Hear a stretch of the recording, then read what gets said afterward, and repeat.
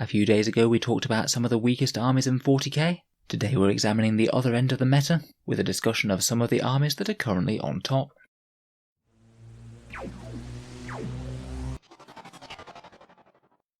Hello and welcome back to Auspex Tactics, the strategy focused 40k channel, where today we're going to discuss some of the nastiest and scariest armies in the game. With 40k being such a wide and diverse experience, strength does depend on quite a lot of factors, and the same army can perform very differently in different situations. Particularly some armies might get a lot better if you have a real veteran using them, as opposed to someone who's a bit newer to the hobby. I would say that armies such as Space Marines tend to be quite forgiving depending on who's playing, whereas more fragile armies that rely on some sneaky tricks to get the upper hand, such as Genestealer Cult perhaps, might not be quite as forgiving on mistakes. The size of the game that you're playing can matter as well, as can whether or not you're running the armies as pure, or whether you're running them as an allied detachment. I would say that as a positive at the moment, in the hands of a good player with a really strong build, almost every single army in the game can do very well. Between the Psychic Awakening options and the 8th edition codexes, large amount of options exist for pretty much every faction, and there tends to be some seriously good stuff if you focus on it. However, I think it's fairly obvious that some armies just have a significantly easier ride to this, achieving a bit more success in the hands of many people, rather than just the absolute experts in the faction.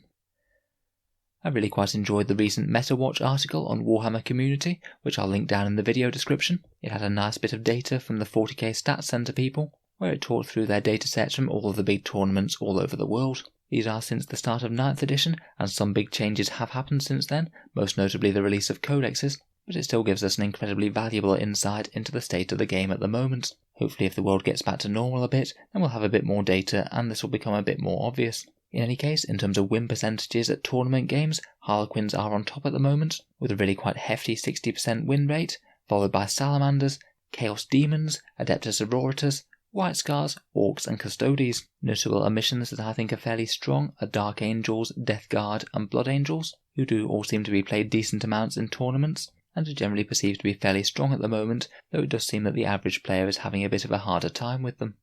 In addition to their standard winning percentages, they also have quite a fun statistic called Tournaments in Winning Position, which really examines the top lists at tournaments a lot more closely. It's purely based on the armies that have won 4 games in a row, and therefore really demonstrated that they can go to the distance to win an entire event. The list is really quite similar. Again, we've got Salamanders and Harlequins at the top, though they are swapped around, then Chaos Demons and Adepta Sororitas, then Orcs and Admech. The fact that so many of these appear on both these lists are really quite encouraging to say that they're good at the moment, at least when we're looking at competitive tournament play as opposed to more casual games.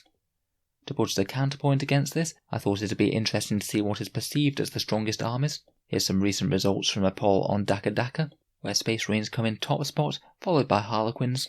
Then the trio of Custodes, Demons and Dark Angels follow them, and lower down the list we have Blood Angels, Death Guard, Space Wolves, Orcs, Sisters and Necrons. So compared with the actual winning statistics, Dark Angels do very well, and it might be that they just haven't had enough time with their new fancy Deathwing Terminators to really make a dent in their numbers yet. Custodes also seem to feature a bit higher in the numbers as well compared with their actual win rate. They do seem to be a very popular faction at tournaments at the moment, perhaps because they're fairly easy to get an army together with, being so few models. Blood Angels, Death Guard and Space Wolves are all ranked a bit higher in popular opinion as well. It's going to be interesting to see how Space Wolves fare now their new codex has dropped, and Necrons also sneak onto the list as well. They were honestly one of the weakest factions before their codex dropped. It'll be interesting to see how they do at tournaments in the next few months. Overall, on the top spot at the moment, I would say that Harlequins and Space Marines of some flavour have the top spot, followed closely by Chaos Demons, Sisters of Battle, and then Orcs and Custodes. Let's have a talk through these factions and discuss why they're quite so strong. I thought we'd start off with Salamanders, who I'm quite interested to see whether or not they keep their crown as one of the strongest armies of the Space Marines. They were unquestionably one of the strongest sub-factions at the start of 9th edition, though I'm not sure they're quite as strong as they were now the codex has dropped, in particular with their beloved aggressors being nerfed, which were one of their strongest units. I do think that Space Marines of some flavour will really remain on the top spot. It'll be interesting to see whether things stay mainly Salamanders, or people think about switching over to other flavours, such as Ultramarines, White Scars, Dark Angels or Space Wolves. In any case, Salamanders remain having a lot of good stuff going for them, and can make good use of the strong Space Marine units, such as the Eradicators, the Primaris Troops, Redemptors, Blade Guards and plenty others. Their doctrine giving them +1 to wound with Flamers and Melters is really strong. Eradicators are one of the most overpowered units in the game right now, and with +1 to wound on those Melter rifles, Salamanders are one of the best ways to run them. Multi-melters have now become some of the premier anti-tank choice in Codex Space Marines. Again, +1 to wound goes down great with them, and while they have lost double firing aggressor flamers, the fact that all flamers are now 12-inch range means they're a lot easier to use, particularly out of deep strike. The Salamanders stratagems are pretty excellent. Crucible of Battle giving you +1 to wound on any core unit is pretty much universally good, and I'd expect to see it used pretty much constantly throughout the game. Born Protectors can allow you to do a devastating countercharge when your opponent locks up one of your units. Self-sacrifice can potentially keep a gunline unit completely safe from the enemy, and there's a bunch of nasty stuff for flamers, including maxing out their shots for an entire unit. On top of that, they have very solid psychic powers with +1 toughness and -1 to hit, and they can get a crazy captain combo with toughness 7, -1 to wound, and stack that with a storm shield and potentially yet another durability warlord trait. Very nasty indeed now that characters are a bit easier to target and their durability matters a lot more. Whether or not they remain top dog is yet to be seen, but I'm sure that Salamanders will remain popular. Also very high up there we have the scary Harlequins, whose insane mobility and flexibility make them excellent for picking up secondaries and not too bad on the primaries either. Their unit stats are decent, but they're just dialed up to 11 constantly by never allowing the opponent to fight on their own terms. Shadow Seers can make everything -1 to wound, including your jet bikes, and with one of their pivotal roles mean that everything counts as further away for your guns. Death Jesters can ping apart units with morale casualties, deny overwatch and provide some decent anti-horde, and Troop Masters can be a surprisingly devastating fighting unit for how cheap they are. Their troops can just be kept cheap for objective scoring, or you can use the boat of fusion pistols in transports, where zooming up to an enemy unit and unloading 5 fusion pistols to them is pretty much guaranteed to cause them hefty damage. Their Skyweaver jet bikes are generally effective against pretty much anything, again with crazy movement, okay shooting that's great against vehicles, and they can be backed up with some pretty epic stratagems. As I said, Harlequins basically always fight on their own terms, rising crescendo allowing them to jump out of melee and charge again, so you're never going to lock these guys up. And their stratagems break the rules of the game in all sorts of crazy ways. You can immediately fall back after fighting in combat so your opponent doesn't get to fight you. When your opponent falls back, you have the option for consolidating straight back into them or shooting them before they go. You can redeploy units before the start of the game, and there's a few very solid ones for amping up combat damage or making the units more durable. Overall, Harlequins are just going to be an army that leave you reeling, and can be a very frustrating army to play against. Next we have Chaos Daemons, who honestly at the start of 9th edition I really didn't think they were going to be all that strong. Their core units weren't particularly helped out in terms of points or rules changes, but they're just crazily strong in the 9th edition missions, which really incentivize you pushing forward and scrapping over midfield objectives, which with their mass infantry, invul saves and scary melee threats, Daemons are pretty much uniquely suited for. I also feel that they're kind of counter-meta at the moment. A lot of armies are really tailored up to killing Space Marines with high armor saves and bringing lots of AP and damage, which can be kind of wasted if you're forced to shoot that against Nurglings or hordes of Demonettes. Demons can really excel at playing the primaries, with really good objective control established early on with Nurglings, or with hordes of lesser demons moving up such as Demonette hordes or Beasts of Nurgle. Their Psychic Awakening book didn't add all that much to the lesser demons, but the Exalted Greater Demons pretty much all have their merits, and in combination with certain relics and warlord traits, you can make them even scarier. You can have an Exalted Lord of Trange with the Impossible Robe that also takes -1 damage, and he's ridiculously hard to remove from the table. There have been a few decent tournament lists that have won using multiple Keepers of Secrets. Ridiculously fast and very strong in melee. If you have enough of them, then you're just not going to be able to deal with all of them before they get to grips with you. And there are some decent combos for the Great Unclean One and Bloodthirster as well. You can back that up with a few deep strike damage dealing bombs, such as Bloodletters or Horrors coming in from deep strike, and either shooting you with loads of flickering fire, or chopping you up with their blades. Slanesh has a fair few decent tricks to prevent you falling back, which can be a real nightmare if you're fighting a shooting list. And just in general, with so many decent invul saves across the faction, they're going to be a nightmare to scrape off the objectives, meaning that primaries can be very hard to score against them. They really are an army that are likely to win big on the missions, even if they don't manage to table the opponents. Next we come to the Sisters of Battle, who were going fairly strong at the start of 9th edition, but really got a shot in the arm with all of the war gear updates that really helped them out in terms of melters, flamers and heavy bolters. I'd argue that Repentia are perhaps one of their strongest units, with absolutely crazy damage output for the points that they cost, and Zephyrim are crazy strong as well, particularly as they have strength 4 power swords now. With multi-melters gaining an additional shot, Retributors are looking very scary indeed. They can take 2 Armorium Cherubs, and coming in from Strategic Reserve they can have very similar damage outputs to Eradicators. Another unit that I'm really quite a big fan of are the Mortifiers. They're very cheap and fairly durable little vehicles, and they pack 2 heavy bolters and some excellent melee threat. I noticed that a list with them did very well in a recent tournament. They just look like a really fun unit to use. Finally, for holding the battle line and securing objectives, you can take Valorous Heart and an Imagifier, and have the Sisters in Power Armor ignore any AP-1 or AP-2 shooting. Can be really powerful even on basic infantry, particularly if they have a cover save, and really good on tanks such as Exorcists. It's really quite cool to see Sisters coming into their own as one of the more competitive factions in the game. I know we touched on Space Marines earlier when we talked about Salamanders, but I'm really looking forward to seeing which other sub-factions gain traction in events. Over the past few weeks, I see that White Scars, Dark Angels and Ultramarines have all been having some of their share of success. White Scars are always an interesting option, with their advance and charge abilities, and a ridiculously scary assault doctrine that means that anything with chainswords or lightning claws will go through pretty much anything in the game. Dark Angels have their Deathwing Terminators that can't be wounded on any better than a 4+, which means that basically nothing is going to be particularly efficient at killing them, and Games Workshop have said that they're going to be getting OBSEC as well in the new codex that's coming out in January. Definitely ones to watch there.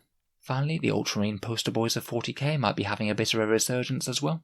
Move and shoot combos very well with the heavy Eradicators with the heavy melter rifles, and their Seal of Oath can give them full rerolls if it comes in alongside them. They've got some decent strong buffing characters, including Tigurius to hand out some 5+ Envol saves, and being able to fall back and shoot can be really good with certain units such as Inceptors.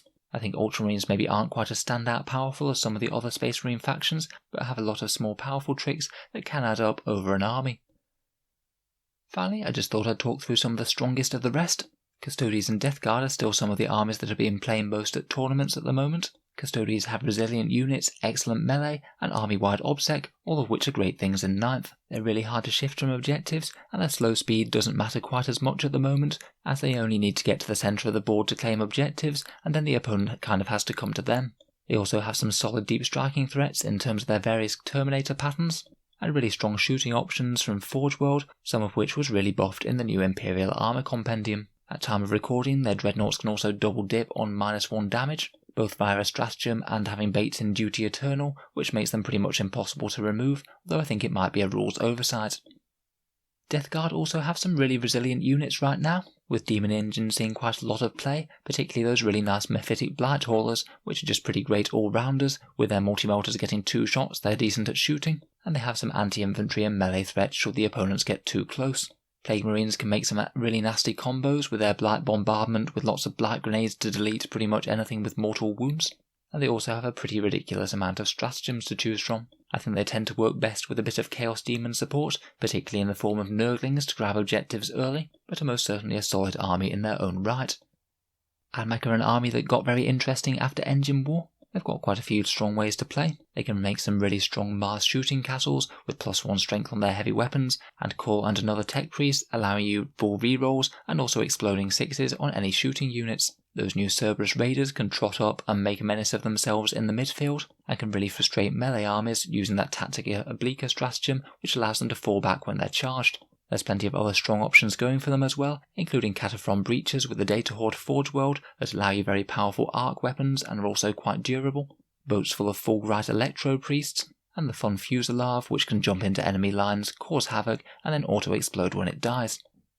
Orcs, I'll admit, were another army that I wasn't too optimistic about going into 9th edition, but good generalship does seem to be bringing them back. They do seem to have a couple of decently viable playstyles, including Death Skull Boggy lists, with tons of Megatrack Scrapjets, Shock Jump Dragsters, and a Deathkiller Wartrite to lead them. Very fast, very shooty, and can still do decent damage in combat. Mobs of Boys, potentially teleported in via Da Jump, can grab those midfield objectives and potentially surround and destroy enemy infantry. Mech Guns can provide a bit of cheap efficient fire support with their smasher weapons, and Gaskell himself can be a big problem for many armies as you can't kill him in one turn, so he's pretty much guaranteed to do at least a fair bit of damage. I do feel that weirdly Orcs are one of the armies that need a bit more skill to play at the moment though, and you do need to make use of their tricks. Just charging headlong at the enemy doesn't work quite as well. Finally, a faction that I'm quite interested to see whether or not they rise up will be the Necrons. I don't think that we've had quite enough time since their codex to really see whether or not they're going to be challenging for the top positions. To me, for their codex, they seem to have just a few really powerful tricks, and then a lot of units that are all decently good, but don't really stand up too far above each other. I think that the Catan Shard of the Nightbringer will make an appearance in almost every Necron competitive list. You're going to have a lot of trouble trying to just shoot him off the board. You need to engage him in melee or hit him with psychic powers if you want to take him down. and in the meantime he can go around blowing away things with mortal wounds or chopping up things straight through invul saves with his scythe. Another really annoying unit are Auspex Scarabs, which can move pre-game with one of the custom dynasties, and you can just put absolutely tons of little critters on the midfield objectives and make your opponent have to choose between trying to kill them or trying to kill the actual threats that are going to deal damage to them. Other than that, there really are quite a lot of builds that you could go down: 20 strong warrior blobs with lots of buffs, Scorpic destroyers, Necron wraiths, and a few decent firepower units. You can make some pretty cool melee builds with Novok as well, and I quite like the way that a lot of the rest of the codex seems to be fairly well balanced. So let me know what you think about the armies. Do you agree that these ones are some of the strongest, or do you think there's some of the others that deserve a mention? As always, I'm really looking forward to reading your comments down below. If you've enjoyed the video, feel free to subscribe to Auspex Tactics if you'd like to see more like this. I'll certainly make a follow-up video or two to this one as the meta develops and we get new codexes. Finally, if you have been enjoying my videos and you'd like to help support the channel, I'd just like to mention that I do have a Patreon page which you can find down in the video description. Making all of these videos does take a fair amount of time, and if you're enjoying regularly, then any support is massively appreciated. Channel patrons get to see one video early each week, there's regular votes to see what sort of things happen next on the channel, and you also get automatic entry to the prize giveaways with a chance to win some really big model kits. If any of that sounds good to you, or you'd just like to help support the channel, then the link is down in the video description. In any case, a massive thank you for listening, and I'll hope to see you guys next time.